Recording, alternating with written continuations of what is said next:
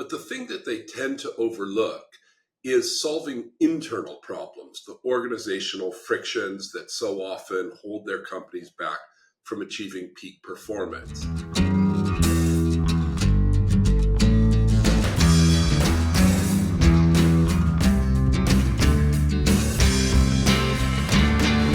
Welcome to another $4 million Strategies. Today we're here with Rob Bier, author of Smooth Scaling.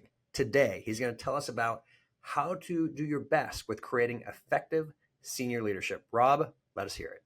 Thanks, Carl. So here's the thing. Business leaders love to solve business problems. How do we expand into new territories or launch new products? Or how do we rescue the customer that's disappointed and is threatening to cancel? But the thing that they tend to overlook is solving internal problems, the organizational frictions that so often hold their companies back from achieving peak performance. I've worked with over 40 scale-ups in the last 20 years. And in scale-ups, you really see the problem magnified because when the organization is small, maybe 30 or 50 people, the organization just kind of works and they assume that it'll continue to work.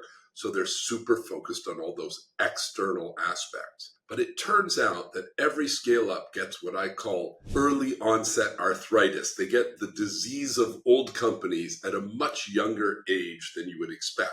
Meaning by the time they're 150, 200 people, they have silos, they have factions, they have bottlenecks. Decision-making is slowed down. The organization is not the agile, high-performing organization that it was.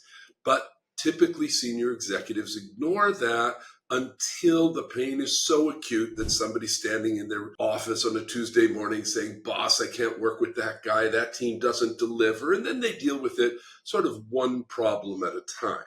I call that playing whack-a-mole. But that's not what you want to do. You really want to get on the front end of that and start understanding how is your organization working and constantly enabling it to work better by building trust, helping people to build relationships, breaking down barriers. So in my book, we talk about the rituals that help executives to do that. And I just think that prevention is always better than cure. And it's a lot like pro football players. They still go to the gym. They do squats and lunges, and they do mobility and stretching. And it's not because it helps them win the next match. It's injury prevention. It helps them keep fit for the next 5 seasons. And it's the same thing here. If executives can take more of a fitness approach when they think about how their organization is performing, rather than just looking at, whether the project got delivered on time, is my organization constantly staying fit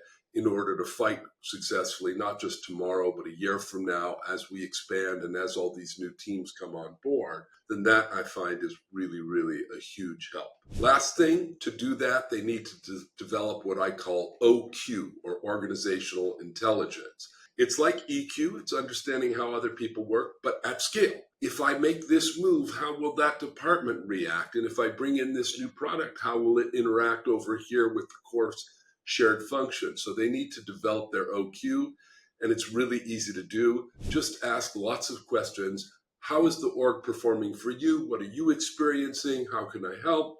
What can you do to make it better? And pretty soon you'll find that you're an expert leader, not only of the external, but of the internal world. Rob, thank you so much for sharing your wisdom on effective senior leadership. Pleasure, Carl.